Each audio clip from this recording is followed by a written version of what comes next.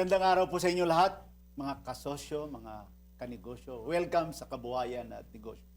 Ang programa nagbibigay ng inspirasyon at kaalaman sa mundo ng pagninegosyo at tagumpay.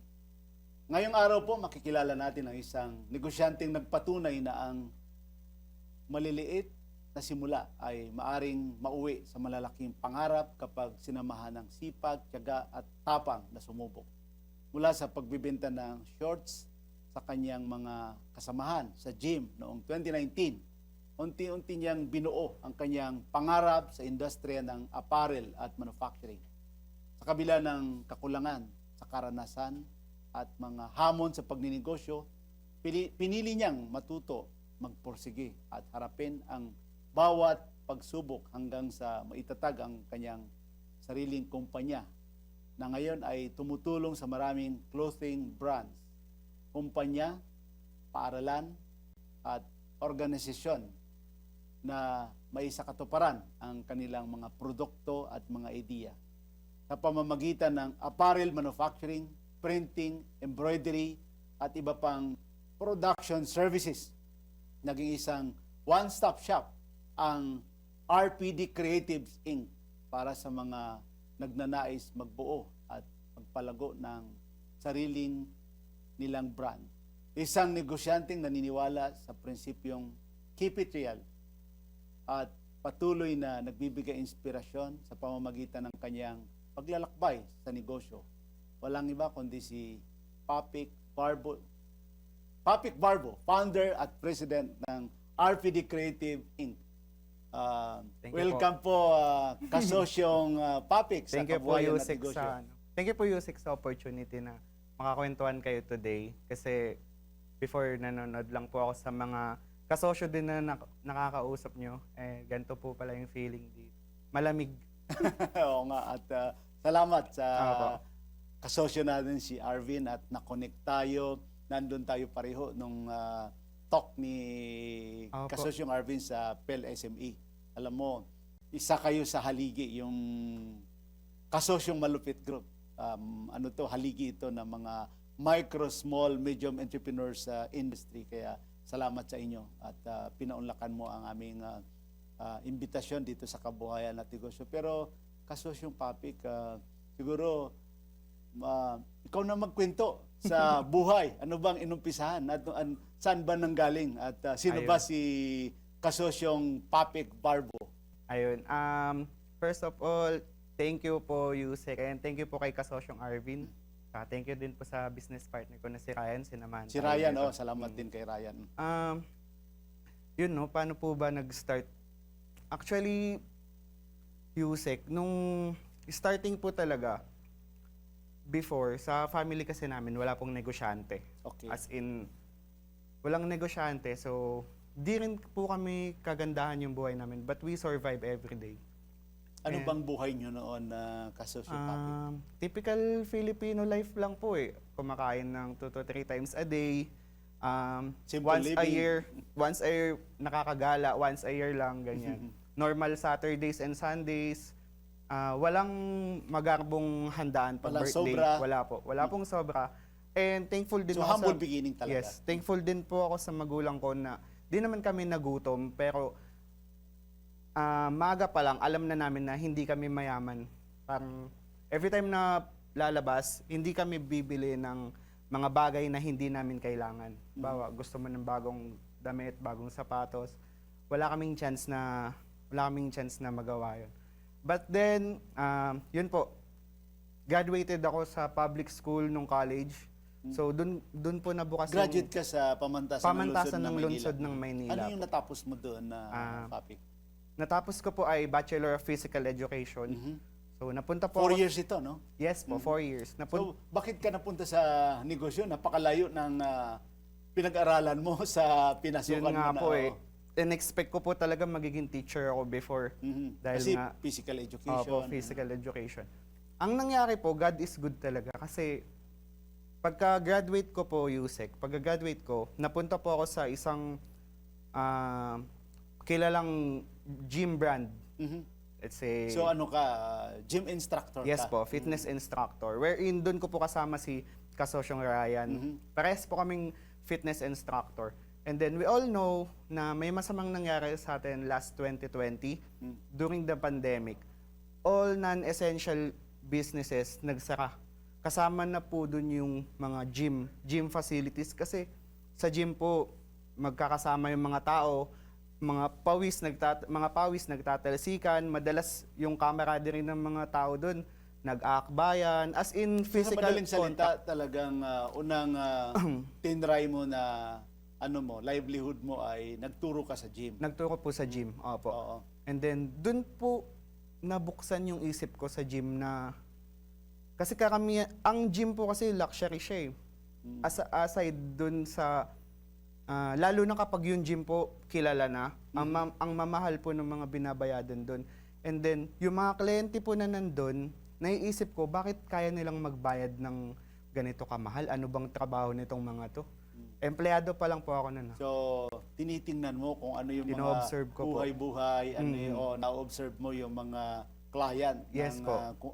pinagtatrabahuan mo. Yes po. So, ano ba yung mga realization mo na nakita mo yung buhay-buhay ng mga ano ba yun, nagtuturo ka ba doon? Nagtuturo po Nag-a-assist ka? ng one-on-one. Okay. One-on-one training. And then, since para sa akin nung empleyado pa lang po ako, ang mahal po nung mga services na binibenta namin, paano nila to na-afford? Hindi kasya Pwede mo yung naman sahod bagitin, ko na saan to. ka ba nagtrabaho na sa... Sa fitness first po. Nag-aso doon ka talaga unang nagtrabaho after Opo. college sa ano? First and last work ko as an employee. Mhm.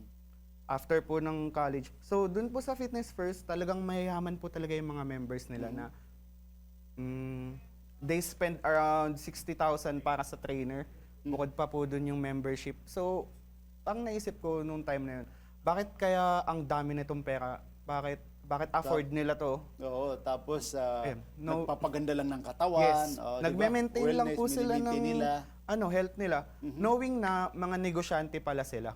So, Hawak nila yung oras nila. Yes. So medyo Meron- nainggit ka rin. meron silang financial freedom music. Mhm. Nainggit ako kasi, yun, nagagawa po nila yung gusto nila nang walang nag-uutos sa kanila. Dun. And then, syempre, yung financial freedom tsaka yung time freedom na meron sila na wala ako noon before nung empleyado pa lang ako. So, from that time na na-realize ko yung music, lagi na ako nagtatanong sa kanila, paano po ba mag-business? Ano po ba yung dapat So may gawin? mga naging kaibigan ka rin sa Tinuto. Yes, actually, Yusek, yung mga naging kliyente ko po one-on-one, naging kaibigan ko po talaga Ano sila. itong mga tinuturuan mo, yung mga sexy na ano? Hindi naman po, Yusek. Mostly sa kanila is mga CEO din. Mga CEO, mga business owner. Business owners po talaga. Ikaw ba, matanong ko lang, kasosyong Papik, ikaw ba nung bata ka or ano ba yung pangarap mo talaga? Ikaw ay maging negosyante or gusto mo lang talaga magtrabaho? Actually, Yusek, hindi talaga siya malinaw kung ano yung gusto ko nung bata pa ako. So hindi mo talaga, wala ka talagang pinlano para sa buhay mo pa noon?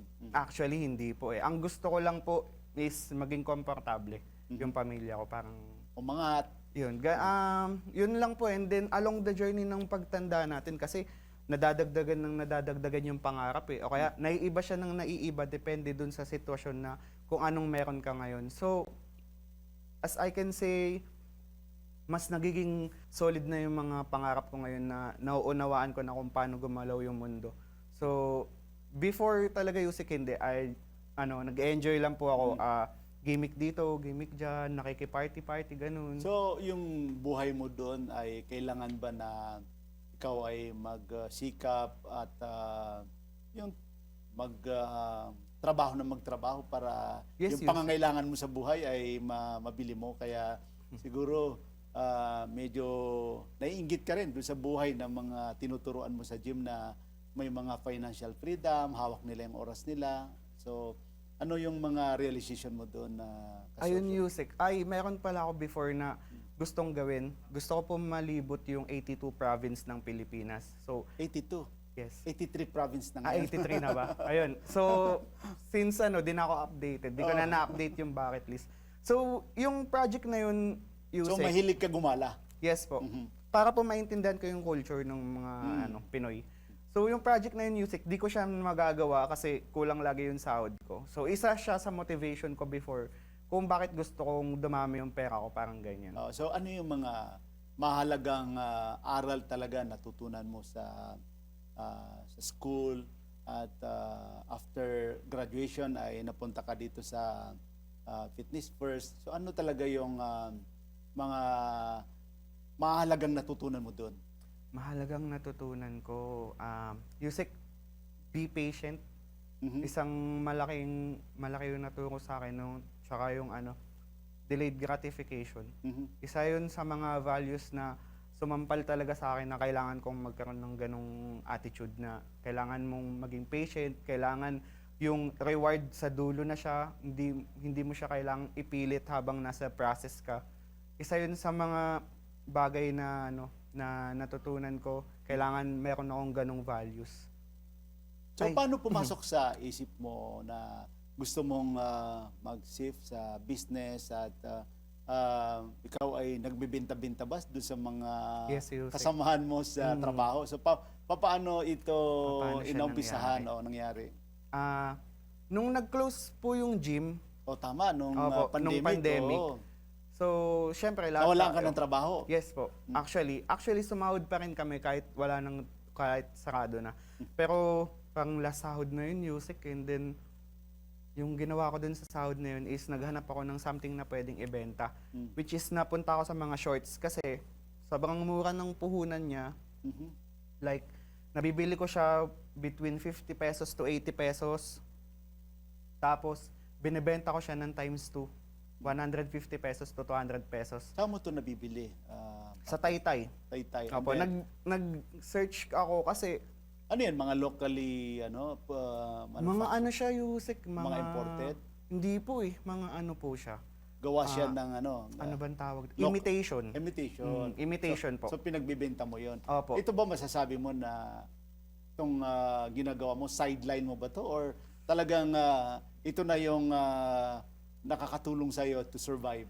Nung una, Yusek, ang bilis niya kasi mabenta. Like, for example, bibili po ako.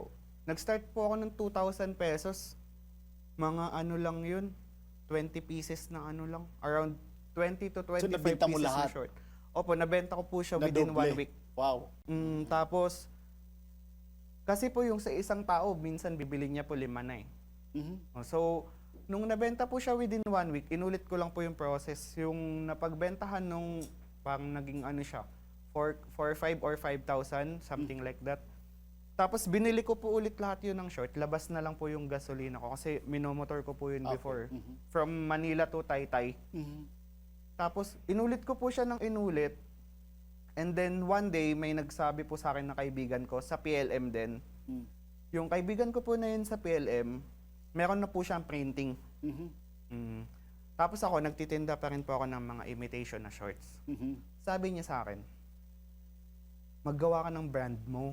Sabi niya, maggawa ka ng brand mo para makabenta ka ng mas mahal.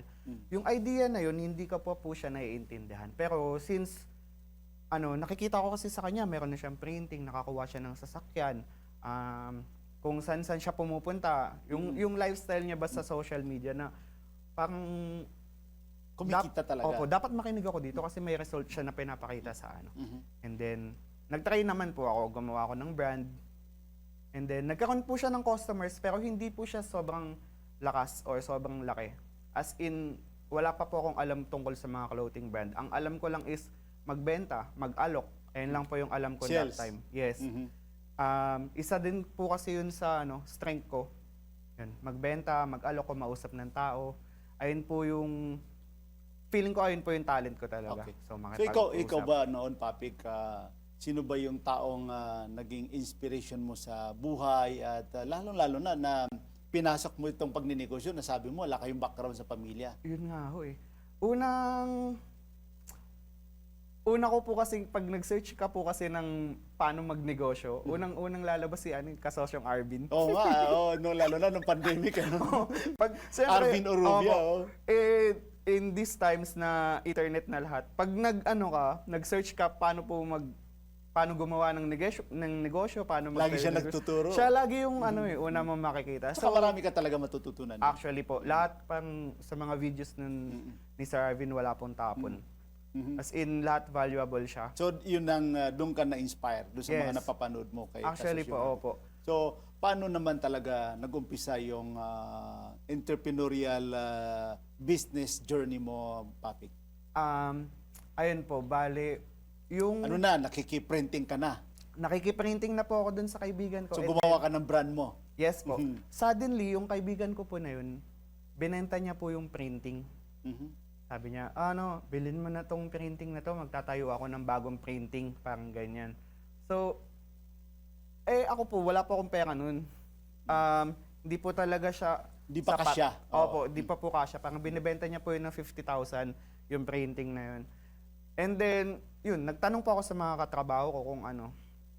Sabi ko, may binibenta sa akin na printing, sabi niya. Kasi ganito po kasi yung promise. May kliyente na daw, may tao na daw. Ang gagawin mo na lang is i-manage mo. Parang na-overwhelm ako dun sa Kwento sa'yo. Tsaka po dun sa results na nakikita ko sa kanya. Mm.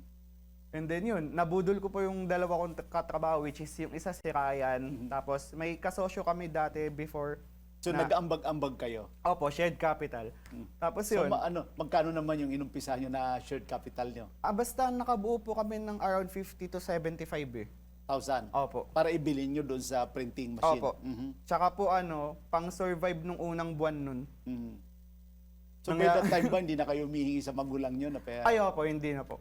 So, Grabe yung sick yung nangyari nun. Parang budol. Kasi pagkatas namin nakuha yung printing, di na namin alam yung gagawin namin. Parang bahala na kayo sa buhay nyo. nakakapagtanong po ako dun sa kaibigan ko na nagbenta ng printing. Like, paano to i-costing, paano to, magkano yung sisingilin ko dito. Pero cold na po yung mga sagot niya yun nung time na yun. Pero nakatulungan Ano, niya pa rin iniiwasan kami. ka niya, ganon? Hindi naman po niya Bakit kaya? iniiwasan. Pero hindi niya nabigay yung tutok na tulong na kailangan talaga namin. Yung ini-expect mo na tulong para bilihin yung kanyang printing ay hindi naman talaga.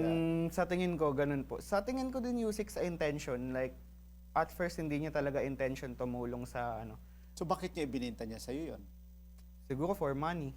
O parang Nag-shift ba siya ng ibang business? hindi po, actually naging competitor siya kasi after niya yun ibenta sa amin, nagtayo siya ng same business. So, anong unang ginawa ninyo? Reaction ninyo na magpa-partner na hindi sapat yung kaalaman nyo dito sa printing business?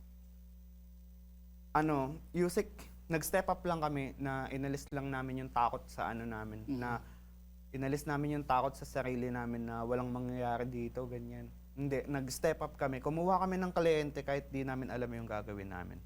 Yung first client namin, hindi siya damit. Nakapag-print kami ng eco bags. Mhm. Like yung lagayan ng damit. Mhm. Kasi po, wala pa kaming confidence na magbenta ng damit o maghanap ng magpapagawa ng damit.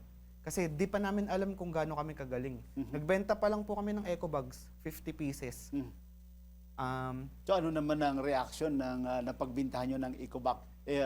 Actually, Yusik, na masaya siya. masaya naman siya. Oh. Masaya po siya. So, medyo medyo masaya kayo dahil Opo. pwede pala ito. Dun na-fulfill yung feelings namin na okay lang Pwede pala pala. makatanggap, okay pala makatanggap ng project. And then Music, isa din sa pinaka nagpatuloy-tuloy sa amin is nagpo-post lang ako ng videos everyday. Mhm. Like hanggang yun, napasukan na kami ng unang order namin ng t-shirt, pang 30 pieces yata na t-shirt po yun. Tapos yung print, hindi naman siya din napakahirap, napakadali lang po niyang gawin. Pero masasabi ko na pangit talaga yung gawa namin before. Pero para sa amin, hindi pa namin alam na pangit yun. Pag binabalikan ko lang yung memories ko 5 years ago, parang nakikita ko, pangit pala nung gawa natin dati. Pero ngayon, Yusik, sobrang confident na kami Of sa course. trabaho Sa namin. tagal na at Papik, ano sa tingin mo yung pinakamalaking naging hamon sa inyo noon na nagsisimula kayo at medyo hindi talaga kayo sa pinapasok nyo na negosyo? Okay. Yung isa, kasi pang every year, Yusik, merong challenge. Mhm. So, isa sa mga unang challenge namin is mismanage po ng staff. Mhm. Tapos, karamihan po sa mga staff kasi, mas magaling po yan sa'yo when it comes to skills and talent. Kasi, hinire mo siya kasi hindi mo kayang gawin. So, usually mas marunong sila sa'yo and sanay sila sa kung ano yung galawan sa industry nila. Umabot sa time na nauutangan kami ng bale, mga Advance, advance, oo. yes, tapos di na namin nasisingil. Oo, so And doon kayo then- nagkakaproblema. Yes, doon po kami nagkakaproblema. Saka di pa namin alam yung word na cash flow Mhm. until mapanood namin kay Oo. Kasosyong Arvin yung Tama cash yan. flow. oo. At saka, sige, kasosyong Papik, ipagpapatuloy natin ang kwentuhan natin dito sa Kabuhayan at Negosyo sa pagbabalik ng sa pagbabalik natin. Wag po kayo alis.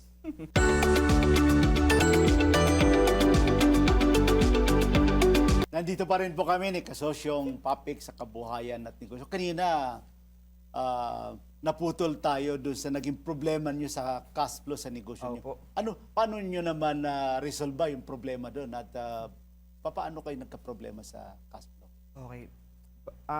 Yung problema po namin sa cash flow is actually guilty din kami.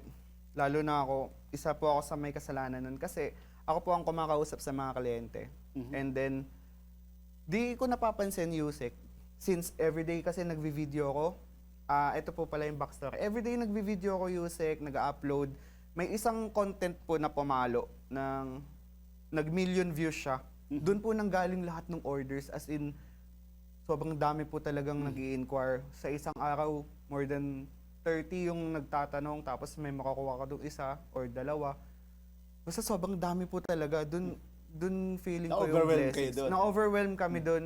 And then, isa sa mga mali ko doon, Yusek, is hindi ko siya nililista. Lahat lang siya, nasa utak ko lang o kaya nasa conversation lang. Marami pong mga transactions. Hindi natutukan. Hindi po natutukan. Mga transactions na nakakaligtaan. Mhm. Minsan umabot pa po sa point na nagpo-post ako sa Facebook kung sino tong kliyente na to, paki-chat ako please. Parang napaka-unprofessional niya kasi yun nga, hindi kami naglilista. Isa din yun sa nakayari sa amin sa cash flow. Yung di kami nagtatrack ng records, magkano yung pumasok today, magkano yung ginastos today. Before po, wala kaming ganun. Mhm. And then, yun, kakanood-nood po kay Kasosyong Arvin, dinikdik niya talaga na cash flow ang pag-asa ng negosyo. Tama yan. Mm. So, yun, nag-start na po kami. Kahit po nakakatamad siya, sa una kasi po nakakatamad talaga yung pagsusulat ng track records mo, ng expense and income mo sa isang araw. Pero sa tingin ko, bilang negosyante, po siya kasalanan po na hindi ka maglista. So, kailangan mo talagang maglista. So, na-resolve nyo rin yun? Yes po, na-resolve namin siya dahil din sa mga kasosyo principle, yung mga techniques na nabanggit or nabahagi sa amin ng ibang kasosyo, kung paano mag-ayos ng track records, kung ano yung mga dapat ilista. As in, kahit 1 cent, kailangan mo siyang ilista. Kahit piso yung ginastos mo, kahit piso yung pumasok, kailangan mo siyang ilista para malalaman mo kung lugi yung negosyo o hindi. So, cash flow, yun. Isa din po. So, ano naman yung pakiramdam napakakapangyarihan. mo, Papik, na unti-unti nakikita mo na yung negosyo nyo ay lumalaki? Nung una, binabase po namin yung paglaki ng negosyo namin sa kung nasan kaming lugar. Kasi, not bragging, pero nag-start po kami sa squatters area. Mhm. Ang problema po dun sa squatters area, hindi po kami makapagpapunta ng mga kliyenteng may sasakyan. Which is knowingly na first impression mo sa kliyenteng may sasakyan is may pambayad talaga. So, kadalasan sa mga nagiging kliyente namin before ay nagko-commute, which is wala naman pong masama doon. Pero gusto kasi namin maka-attract ng mas malalaking kliyente. So, mindset namin na kailangan makaalis tayo dito. Kailangan yung susunod nating pupuntahan na production site ay pwede nang mag-park yung sasakyan. So, naka-3 lipat po kami, Yusek, or apat po na lipat. Hanggang dun sa pang-apat na lipat namin, dun na kami nagparehistro. Ano yung feeling ko dahil lumalaki na, mas nakakakaba po siya kasi mas nakakakaba siya kasi mas marami na yung taong nakaasa sa'yo, nakaasa sa gagawin mo, sa mga desisyon mo. Pero I think, pag na-perfect namin po yung sistema ng business namin, mas magiging madali yung paglaki. Mhm. Sa tingin ko, di na kami matatakot na mas lumaki pa. Sa ngayon kasi, Yusek, di kami nagmamadali. Inohold namin yung mga ibang opportunities na pumapasok. May mga nababalitaan kasi ako na may gustong mag-invest sa amin, sa negosyo namin. Pero as of now, hindi namin siya tinitingnan as ganun. Kasi gusto namin ma-perfect muna yung sistema kung paano talaga namin gagawin yung negosyo namin ng malinis, ng malinis na sistema, smooth na transactions, tapos magandang management ng staff, tapos malinis din na workplace. So, yun, mas nakakakaba siya, Yuse, kasi mas marami kang magiging responsibility pag lumalaki. Pero masaya po yung journey nung paglaki. As in, yun, masaya po siya talaga kasi dati, ni-imagine mo lang na yun nga, tulad na sabi ko kanina, yung mga kliyente ko sa gym, ni-imagine ko lang yung time freedom tsaka yung financial freedom. Tapos ngayon, wala pa kaming financial freedom pero marami kaming time freedom. Okay. Pero alam mo itong pinasukan nyo na printing apparel manufacturing business, hindi ito madali, no? At saka sabi mo nga, wala kayo pare-parehong masyadong background. So, paano nyo naman ina-handle yung matinding competition dito? Yun din po yung isa sa problema namin ngayon. Kasi, Yusek, masabi ko sa'yo, hindi mura yung services namin. Opo. As in, lahat na ng competitors namin, magpababaan na sila ng presyo, pero hindi kami magbababa ng price. Nag-i-stick kami sa kung ano yung service namin, kung gaano siya. Mahal daw po kasi, sabi nung iba. Pero naniniwala ako na may value yung binabayadan nila sa amin. Sa tingin ko, Yusek, mas paganda lang po ng paganda yung gawa namin. Hindi kami magbababa ng price para ma-afford kami. Ang iniisip namin, dapat kami yung afford ng magpapagawa sa amin. Nag-i-stick kami sa ganun. Pero syempre, reasonable naman po yung magiging presyo ng mga services namin. Yes. So ngayon, ang lamang ko sa kanila is, sa tingin ko, Yusek, content. Oo, tama. Kasi hindi man ganun kaganda yung contents ko, pero visible ako everyday. As in, isa yun sa strength namin na updated lagi. yes, nakikita ako halos 2 to 3 times a day ng mga tao. Isa yun sa ginagawa kong technique para hindi kami mawala sa game ng industry. Lagi kaming nakikita ng mga tao. Yun. Isa yun sa mga technique ko. May masasabi ka ba na pagkakamali na nagawa ninyo sa business at saka mga partner nyo at ano ba yung natutunan mong aral sa pagkakamaling sa tingin mo lang na nagawa mo sa business? Okay. Ito, Yusek, hindi kasi ito tinatanggap ng iba, lalo na kapag may business partner ka. Usually kasi sa business partners, di natin maaalis yung mga personal intentions. Yung mga personal intentions bilang tao, which is, hindi naman siya mali, pero hindi siya mali, pero hindi rin siya tama. Parang nasa gitna. So, yun. Isa sa mga mali ko dun sa mga business partners ko, there is a time na nagkaroon ako ng dishonesty sa mga kasosyo ko. Ayun. So, yung pagiging dishonest na yun, ayun yung nag-lead na halos muntikan na magsara po yung company namin dahil sa may mga bagay ako na hindi ino-open sa kanila. And then, nung time na kailangan ko na yung i-open, which is parang mako-corner ka na kasi nga dahil sa personal intentions mo, yun, dun mo makikita parang guguho yung negosyo eh. So, yun, nagpatulong na po ako sa magulang ko, sa asawa ko na kung ano ba yung gagawin ko. Actually, hindi ko pa agad yun sinabi yung mga problema sa mga ka-business partner ko. Pero yun, ang sabi lang nila sa akin is kausapin mo sila kasi walang ibang way para maayos mo yan. And then yun, nag-step up na po ako na kinausap ko sa yung mga business partner ko and then sobrang thankful ko kasi Yusek, as in nakinig lang sila and then tinulungan ka pa nilang maayos yung sarili mo. So, yun, ang advice ko dun sa may mga business partners sa tingin nyo nagkakaroon kayo ng mga Problema. struggles, problema sa communication o di kayo nagkakaintindihan, may mga sarili kayong intention. Mga quiz po kasi yung tawag ko sa mga nanonood sa akin. Mga quiz, kausapin niyo po yung isa't isa. Yun. Manghingi po kayo ng tulong kasi wala pong self-made millionaire. Lahat po ng yumayaman, meron silang kakampi. Oo. At hanapin niyo po yung mga tamang kakampi. Sa tingin ko, nahanap ko po yun sa akin. Good.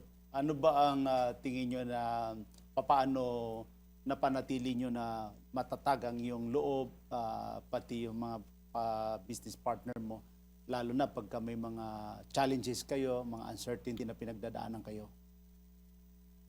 Yusik, para mapanatili nyo po yung relasyon nyo sa mga kasosyo nyo or mga business partner nyo, una po yung respect. Mhm. So, pag may sinabi yung isa, respect mo na kailangan pakinggan mo siya. Mm. Yun. Kasi darating din naman yung time na ikaw naman yung magsasalita. Isa dun sa respect, Yusek, is yun, yung honesty and transparency. Mhm. Yun. Isa pong words lang siya kung babanggitin mo, words lang yung value na yun, pero malaki po yung impact nun sa business. At ipagpapatuloy natin na Papik ang kwentuhan natin sa kabuhayan at negosyo. Huwag po kayong alis, magbabalik po kami. Nandito pa rin po kami ni Kasusyong Papik sa kabuhayan at negosyo. Kailan nyo ba masasabi sa sarili ninyo na nagsisimula na ang pagbunga ng iyong sakripisyo sa inyong business journey? Ganda po ng tanong nyo. Actually, Yusik, di ko pa po alam. Hindi mo pa- Honestly, kung kailan mo masasabi na nagsasucess ka na. Mhm. Kasi, sa tingin ko, Yusik, ang reality, kapag lumalaki po yung negosyo, mas lumalaki yung gusto mong mangyari, mas lumalaki yung pangarap mo. So, sa tingin ko, hindi Hindi ka pa siya- kontento. Opo. Hindi naman sa hindi kontento, Yusik, pero hindi sapat na umistop ka na dun eh. Mhm. Pang, sabi nga po ni Kasosyong Arvin, hanggang change the world, Mhm. not change yourself. Parang hindi matatapos yung pangarap mo para sa sarili mo lang. Kailangan hanggang Tuloy-tuloy. para sa ibang tao. Yes. So sa tingin ko, Yusek, ma-experience mo na yung success if nakakapagpabago ka na ng buhay, Correct. nagiging inspirasyon ka na sa iba. Sa tingin ko, dun po. Ano ang masasabi mo, Papik, na naging susi sa inyo sa paglaki ng RPD Creative? Naging susi. Sa tingin ko, yung kasosyo community. Dahil malaki po talaga yung natulong Nila. nang may mga nakakakwentuhan ka, nasasabihan mo ng problema mo. So, nakakapag-advise kasi sila even though magkakaibang mga negosyo, pero yung mga problema kasi na yan, halos magkakamukha lang po sila. Kailangan mo lang i-apply sa sarili mong negosyo. And then, isa po yun. Tsaka, thankful din po ako sa mga staff namin na kahit mawalan na kami ng gawa, nandyan pa rin sila. Meron po kasi kami mga sobrang mapagkakatiwalaan ng mga staff. Sobrang thankful din ako sa kanila. At ang pamilya namin po, syempre, pamilya ng mga business partner ko na sobrang supportive, pamilya ko din na sobrang supportive. From there, masasabi ko po na goods na po yun. Kasi di mo po need ng 1,000,000 suporta eh. Kailangan mo lang ng kokonti at solid na maniniwala sa'yo para Quality. magtuloy ka. Yes, quality. O, paano mo ba napapanatili naman, Papik, ang kalidad? Kasi sabi mo nga, yung paniningil, hindi kayo basta-basta Opo. nagbababa, medyo may konting kamahalan sa inyo. Paano nyo napapanatili naman yung inyong kalidad sa mga produkto ninyo at saka serbisyo ninyo? Yusik, nagtatalaga kami talaga ng tao para sa quality check. Mhm.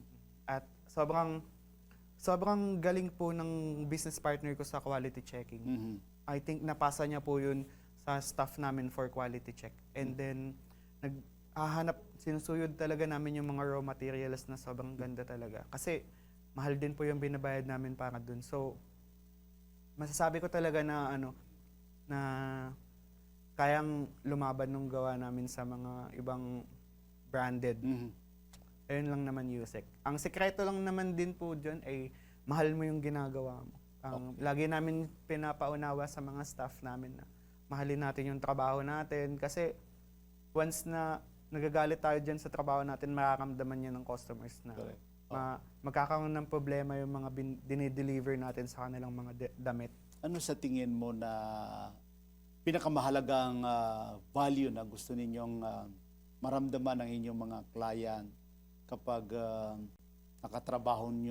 nakatrabaho nila si RPD Ventures? Isa sa mga values talaga na iniingatan namin, Yusek, is yung respeto. Mhm. So, expect nila na kapag katrabaho namin sila, respetado yung kanilang brand, respetado yung mga desisyon nila na gustong ibahagi sa amin, and sa tingin ko, papakinggan namin yung mga hinaing nila bilang brand partners, kasi po yung tawag ko sa kanila, sa mga brand partners namin. Tiyak naman ako na aside sa magandang gawa, respected kayo at usually kasi Yusek, pag tapos magpagawa, 'di ba, na-deliver na po. Madami pa pong minsan mas madami pa yung usapan ng hindi tungkol sa damit.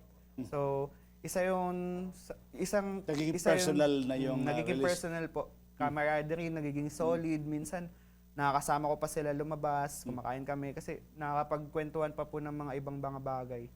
Ayun ang Yusek. Ano ba yung masasabi mo na pinaka proud na achievement ninyo sa kumpanya nyo hanggang ngayon? Proud achievement namin sa company, Yusek. Actually, ma-deliver lang po namin ng maganda quality yung damit, proud na po kami. Every time na magagawa po namin yun ng walang sabit, yun, proud na po kami dun. At makikita po namin yung mga damit na gawa namin na sinusuot kung saan-saan lupalop ng Metro Manila or Philippines. Kasi pati po ibang bansa, maabot din po kasi kami sa mga brand partners namin na mga OFW. Madami po kaming brand partners na OFW. Specifically, Southeast Asia. Yan, yung mga brand owners po doon, na mga Pinoy din. Yun, nakikita po namin yung gawa namin sa kung saan-saang video, doon pa lang po nakaka-proud. Ano ba ang masasabi mo, pananaw mo na mga pagkakamaling madalas na nangyayari na nakukomit ng lalo na yung mga nagsisimula sa clothing brand owners din, katulad ninyo? Okay.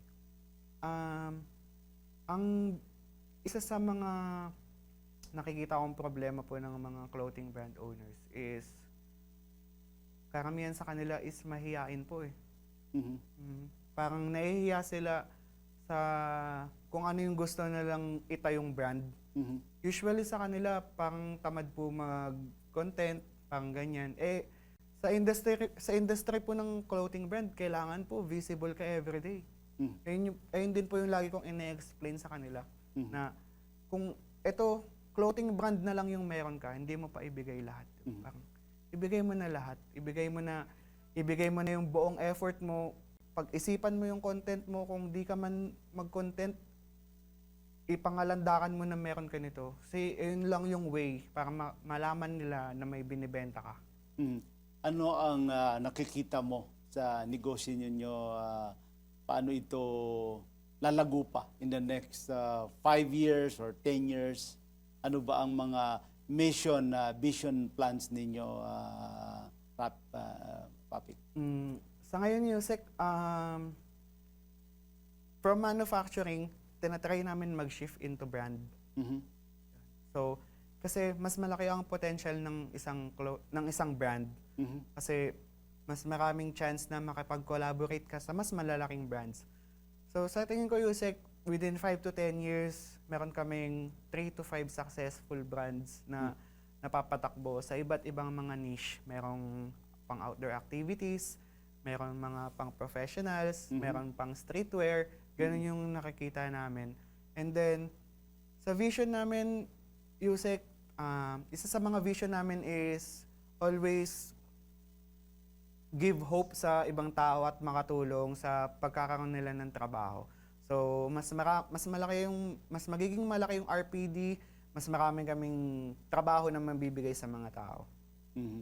Ano ba ang maipapayo mo, Papik, sa mga viewers natin na gustong magnegosyo, lalong-lalo na yung mga kabataan katulad mo, mga OFW, mga kababaihan na takot pa sila execute ang kanilang iniisip na gustong magnegosyo? Yun. Ang ma-advise ko lang sa mga kasosyo natin dyan, no? At sa mga quiz, ma-advise ko Mga sa viewers inyo, na yes, kabuhayan sa at negosyo. sa mga viewers po ng Kabuhayan at Negosyo, ma-advise ko po sa inyo is hanapin nyo po yung negosyo na hindi kayo tatamarin gawin. Yung negosyo na pag ginagawa nyo po is sobrang gaan lang po sa pakiramdam. Yung negosyo na mahal nyong gawin, yung negosyo na di kayo mahihiyang i-upload yun everyday. So, hanapin nyo po yung negosyo na yun. And wag po kayong matakot magkamali kasi okay lang po yun. So, everyday, nagkakamali tayo and okay lang po yun. Bawi po tayo lagi. Yun lang po. Maraming salamat Thank sa iyo, you, Yusek. Sir Papik, sa pagbabahagi mo ng yung kwento, inspirasyon at mga mahalagang aral sa pagninegosyo. Tunay na kahanga-hanga ang iyong paglalakbay mula sa simpleng pagbibenta ng shorts hanggang sa pagtatayo ng isang matagumpay na kumpanya na ngayon ay tumutulong sa maraming brands, kumpanya, paaralan at organisasyon na maisakatuparan ang kanilang mga pangarap. Ang iyong kwento ay patunay na hindi hadlang ang kakulangan sa karanasan upang magtagumpay sa pamamagitan ng sipag, tiyaga, patuloy na pag-aaral at lakas ng loob na sumubok. Posible natin maabot ang ating mga ambisyon sa buhay at negosyo.